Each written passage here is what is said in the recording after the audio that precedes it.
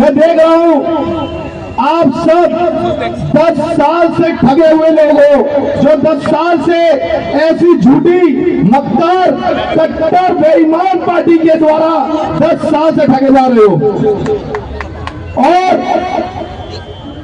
हमारा लोग ये कॉलोनी हमारा 185 वार्ड 23 साल पहले बताया गया था।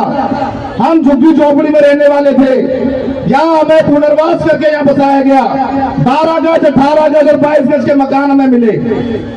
और इन 22-23 सालों में हम आज तक पानी और सीवर जैसी समस्या के लिए जूझ रहे हैं। ये हमारा दुर्भाग्य है कि इन 23 सालों में एक आपदा आम आदमी पार्टी के नाम से एक आपदा जो है 10 साल पहले बनी, और उसके बाद उन्होंने लोभ लुभावने सपने दिखाकर हमारे बीच में आकर हमारा वोट लेकर और ऐसी झूठी मक्कार पार्टी बनाई। और आज आप देखिए वो 10 सालों से हमें ऐसी चीज के लिए तरसा रहे हैं, पानी जो मनुष्य की सबसे ज्यादा महत्वपूर्ण चीज होती है, उस पानी जैसी चीज के लिए गर्मी के समय में हमें इतना परेशान होना पड़ा।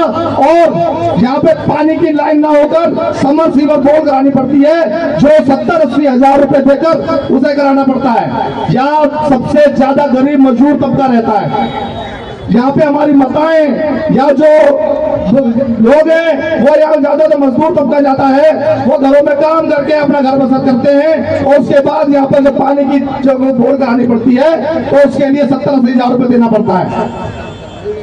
और हमारे यहाँ ना तो कोई स्वास्थ्य सुविधा है, ना हमारे यहाँ की रोड अच्छे हैं, ना हमारे पार्क बढ़िया है, ना यहाँ के गलियों की स्थिति अच्छी है। इनके भी कुछ लोग आम आदमी पार्टी के गली गली घूम घूम कर सफाई व्यवस्था दिखा रहे थे, और दिखा रहे जी देखो नाली देखो। अरे मूर्खों, अगर आपने 10 साल के अंदर यहाँ पे सीवर लाइन डाल दी होती तो ये नाली बाहर नहीं रही होती। जो नालियों की आप फोटो दिखाते घूमते हो ना, वो नाली आपको 10 साल पहले सीवर लाइन क्यों नहीं डाली आपने? अगर आप समय पे लाइन सीवर लाइन डाल देते, यहाँ पे पानी की लाइन डाल देते, तो हमारी माताएं टैंकरों के पीछे भटक कर अपने को पानी की व्यवस्था न कर रही होती। यहाँ पे आप देखिए, यहाँ सड़क जो है सामने, इस सड़क का उद्घाटन हुआ 9 करोड़ रुपए का इस जगह से 2 एकड़ जो रोड बनने वाला था, इन्होंने लोकसभा चुनाव में 2 रातों के अंदर रोड बना दिया। आप बताइए 1-1.5 किलोमीटर का रोड 2 रातों में कैसे बन जाएगा? इन्होंने उस रोड को बनाने में इतना बड़ा भ्रष्टाचार किया कि उसके ऊपर तार कोड की काली पट्टी डालकर और उसको 2 रातों के अंदर बना दिया। बताओ कहां गया 2 करोड़ रुपया? जो काली डाबर आपने बिछा दी, वो एक बरसात वो रोड नहीं झेल पाया। आज आप जाके देखो इतने बड़े बड़े गड्ढे हैं। हमें 23 सालों में इन सारी सुविधाओं का हमें लाभ लेने का हक था या नहीं था? इस विधायक के द्वारा कोई एक काम बता दो, कोई एक काम जो उन्होंने किया हो ढंग से। मैं आम आदमी पार्टी का अकेला पार्षद था, यहाँ पूरे ओखला विधानसभा में 5 वार्ड आते हैं, 5 वार्डों में 1 सीट आपने जीत के दी। उस विधायक की नाक बचाई, और उसके बाद मुझे एक चीज के लिए तरसाया गया और एक चीज के लिए तरपाया गया मुझे। इन्होंने, मैं जगह जगह भाग भाग कर इनके पास गया, मैंने कहा विधायक जी आपसे और आपकी पार्टी से कभी कोई पद प्रतिष्ठा की लालच नहीं करूंगा। मेरा वार्ड बड़े भरोसे में विश्वास से मुझे जिताया उन्होंने, मैं चाहता हूं कि मेरे क्षेत्र में काम हो जाए, लेकिन सिवाय आश्वासन के अलावा कुछ नहीं हुआ।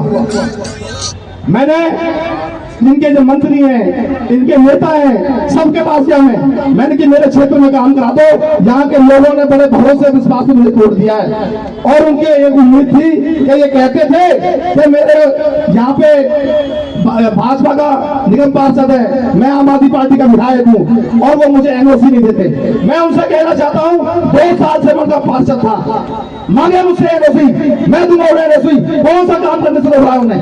मेरे क्षेत्र में काम कराओ। मैं सब पेपर पे और अपने लेटर हेड पे मोहर लगा के देता हूँ, कौन आपको काम करने से रोक रहा है? कोरोना का 23 सालों से आपने बेवकूफ बना रखा है, क्या मैं एनओसी नहीं दे रहे, एनओसी नहीं दे रहे, एनओसी नहीं दे रहे। कौन सी एनओसी चाहिए आपको? यहाँ बड़े बड़े बड़े मेरे पार्टी के नेता बैठे हैं, मैं यहाँ पे आपका पार्षद हूँ, बताओ कहाँ पे एनओसी चाहिए आपको? सिर्फ और सिर्फ इन्होंने झूठ बोलने का काम किया है, सिर्फ और सिर्फ। आज इसको अपनी सीट जाती दिखाई दे रही है तो ये इमोशनल ब्लैकमेल कर रहा है। रात के समय में आके घरों में जाके चोरी छुपे चोरों की तरह आकर अपने लिए वोटों की गुहार लगा रहा है कि मुझे वोट दे दो, अगर आपने मुझे वोट नहीं दिया तो भाजपा आ जाएगी, भाजपा आ जाएगी। अरे 10 साल से विधायक थे आप, 10 साल से आप हिम्मत है तो अपने काम पे नाम पे वोट मांग के देखो। क्या अगर आप 10 साल से विधायक थे कुछ तो किया होगा आपने, अपने वोट जो है काम के नाम पे मांगो। क्यों नहीं मांगते आप? अगर काम किया हो तभी तो वोट मांगेंगे। यहाँ के आम आदमी पार्टी के कार्यकर्ता जिनके साथ में 2 साल रहा हूं, मैंने इनके साथ जा जाके और विधायक से क्या क्या कहा कि जी मेरे क्षेत्र में काम कराओ, मेरे क्षेत्र में काम कराओ, लेकिन इसने सिवाय आश्वासन के कुछ नहीं किया। कहता जी मुझे वहां से वोट नहीं मिलता। आप बताओ अगर वोट नहीं मिलता तो मैं पार्षद तो आम आदमी पार्टी का ही था या नहीं था? बताओ। और मेरे क्षेत्र में 2 साल इन्होंने मुझे कुत्ते की तरह भगाया और कोई काम नहीं किया मेरा। और ये लोग जो आज आम आदमी पार्टी का पट्टा डाले घूम रहे हैं, ये सब के सब दुखी थे, दुनिया भर की गाली बकते हैं, लेकिन पता नहीं क्यों ऐसी बात है जो उसका फिर भी साथ दे रहे हैं। और मैं बताना चाहूंगा ये आपसे रिश्तेदारी निभाएंगे, आपसे यारी दोस्ती करेंगे, आपको लोग निभावने चीजें के बारे में बताएंगे, आपको इनकी बातों में नहीं आना। अगर आप इनकी बातों में आ गए तो मैं बता रहा हूँ 23 साल से आप डब्बे का पानी पी रहे हो, आगे और आपको 10-15 साल यही डब्बे का पानी पीना पड़ेगा। क्योंकि विधायक चाहे तो क्या नहीं कर सकता, विधायक चाहे तो क्या नहीं कर सकता। आप देखिए कि अपने क्षेत्र में जहां ये खुद रहता है वहां पे सीवर लाइनें खुदी पड़ी हैं, उबाल ले रही है और 3-3, 4-4 साल से इसने सारी सड़कें खोद के डाल दी। ये आपसे 5 साल और मांग रहा है। बताओ जो आदमी 10 साल में काम नहीं कर पाया, जो आदमी 10 साल से पीने का पानी नहीं दे पाया, उसे हम 5 साल और देते? बताओ। ये बस का टर्मिनल 2019 में यहाँ से जो मुख्यमंत्री अभी आतिशी हैं, उन्होंने लोकसभा का चुनाव लड़ा और एक यहाँ पे बस का टर्मिनल का उद्घाटन किया रिबन काटकर। और वो 6 सालों से आज आप जाके देखो उसमें बड़ी बड़ी झाड़ियां और वहां पे मोबाइल का टावर खड़ा कर दिया।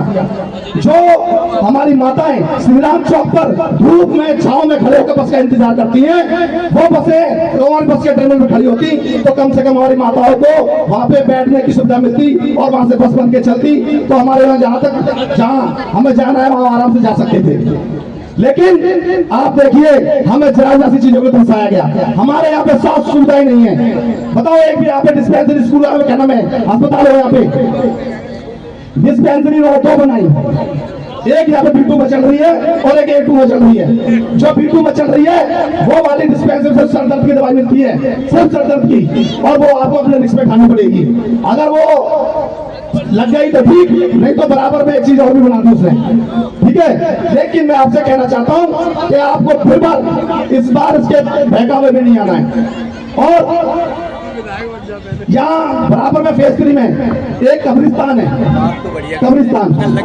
आप बताओ ये कहते हैं कि हम अपने कम से कम अपने मुसलमान भाइयों का तो ध्यान रखता वो। उस कब्रिस्तान की ये हालत थी कि जब किसी की अर्थी वहां से लेके जानी होती थी तो इतने बड़े बड़े गहरे गहरे गड्ढे थे और दुनिया भर की कीचड़ और पानी, उसके ऊपर वो अपना पजामा उठाकर अर्थी को लेके जाते थे।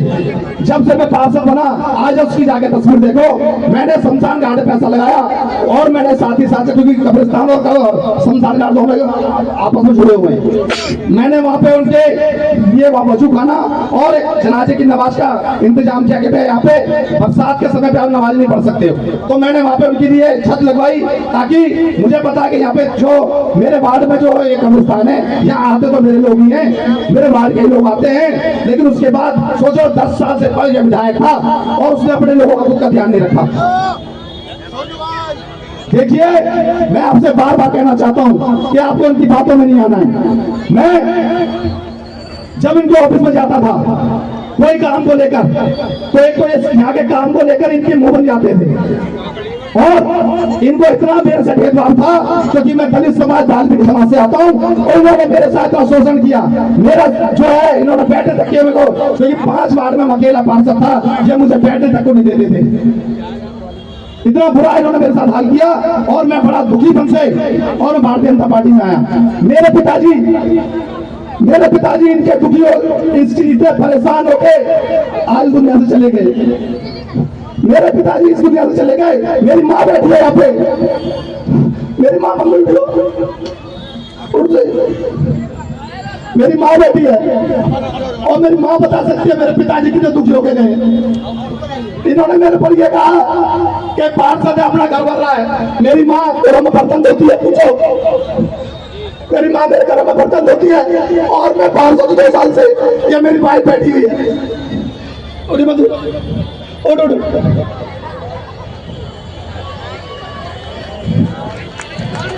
ये मेरी माँ है, इतना मुझे बड़ा दुखी किया है। मैं बड़ा दुखी होकर पार्टी में आया।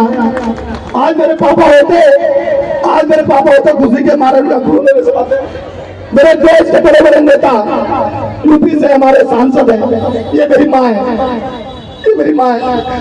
कोठी में काम करती है मेरी माँ। मैं पार्षद हूँ। लोग कहते मैंने कोठी ले ली, मैंने गाड़ी ले ली। पता ही मम्मी कोठी ली है। सबको नमस्कार, मेरा छोटे बड़े सबको नमस्कार। मेरे बेटे को बहुत बदनाम करते हैं, सब कहते हैं कि सोनू काम नहीं करता, पैसा खाता है। हम सबको इतना शर्म लगती है कि हम कोठी में काम करते हैं। जो बेटा हमारे को पैसा मिलता तो हम कोठी जाते, झूठे बर्तन मांजती हूँ जाके कोठियों में। क्यों जाती मैं? जब पैसा मिलता मेरे बेटा को तो हमें क्या जरूरत थी जाने की। मेरे घर वाले सरकारी नौकर थे, वो भी बेटे की चिंता में चले गए। पार्षद होने का ना होने का कोई फायदा नहीं है। ये जिन्हें विधायक ने कुछ भी नहीं कराया मेरे बेटा थे, और जो लोगों ने पैसे दिए जीतने के लिए वो भी सारा पैसा खा गया। और हमने लोन लेके कर्जा लेके अपने बेटे को लगाया और यहाँ तक पहुँचाया। मेरे पति ने 1 रुपया नहीं दिया, सब खा गया। वो सब लोगों ने दिया था। सबको नमस्कार कर। मैं अपने वाल्मीकि समाज से और अपने सभी दलित भाइयों से कहना चाहता हूँ, देखिए मैं आप सबका बच्चा हूँ और आप सबने मुझे अपने आशीर्वाद से अपने वार्ड का प्रतिनिधित्व करने का मौका दिया।